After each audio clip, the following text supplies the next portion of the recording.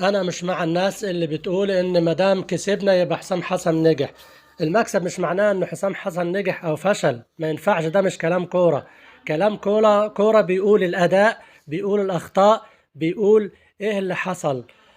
حذرت في الفيديو من يومين اهو قدام حضرتك ان اللعيبة تبتعد عن الالتحامات والتدخلات والاصابات والانذارات. مباراة سهلة زي ديت صعبناها على نفسنا، 4 لعيبة خدوا انذارات و3 لعيبة اصيبوا، ده هيأثر معانا في المباراة القادمة. ولو خدنا كمان انذارين ولاعبين اتحرموا من المباراة اللي بعديها، يدخل مباراة دور الأربعة نصف النهائي واحنا ناقصين نص القوام الأساسي بتاع الفريق. ما ينفعش، لازم حسام حسن يسمع الكلام.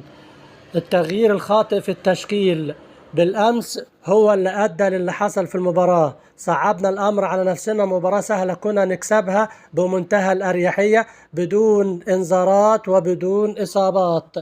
ولازم ياخد باله إنه يدرب لعيبته على ضربات الجزاء، ومصطفى شوبير خاصة ربنا يوفقه زي ما حصل في البطولة الودية اللي في الإمارات، لأن احنا هنلاعب ساحل العاج ونلاعب السنغال، فممكن نصل إلى ضربات الجزاء. ويحط احتمالات لكل نقطة في المباراة. إذا ساحل العاج حرزت فينا لا هدف، إيه اللي نعمله؟ ما نتسرعش وما نلعبش كور طويلة علشان الوقت ما يسرقناش ونيجي في الآخر نلاقي نفسنا مغلوبين بهدف وخارجين من دور الثمانية. لازم يوضع كل الاحتمالات ويسيبه من العند ويسمع الكلام. اهو تريزيجيه اصيب، روبيرو كان علشان يلعب زيزو ويلعب تريزيجيه كان بينزلهم ويغير مراكز اللعيبة، يلعب تريزيجيه ناحية الشمال ويلعب مرموش راس حربة ويقعد مصطفى محمد بره، وبعدين ينزل زيزو يلعبه ناحية الشمال. الناس كلها من اصغر واحد لاكبر واحد بيشجع كرة وان زيزو بيجيد ناحية اليمين، امبارح ناحية الشمال ما كانش له اي دور. وتريزيجيه اصيب ومصطفى محمد منزله الدقيقة 120. يا عم بح صوتنا، هتحتاج مصطفى محمد في المباريات القادمة وهو اللي هيخلص لك المباريات. اسمع الكلام.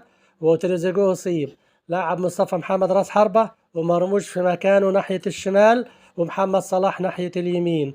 وخط النص الحمد لله عندنا البديل محمد شحاتة هيعوض غياب محمد حمدي. وربنا يوفقنا إن شاء الله في دور الثمانية ونقابل بعض ونهني بالصعود لدور الأربعة. والسلام عليكم.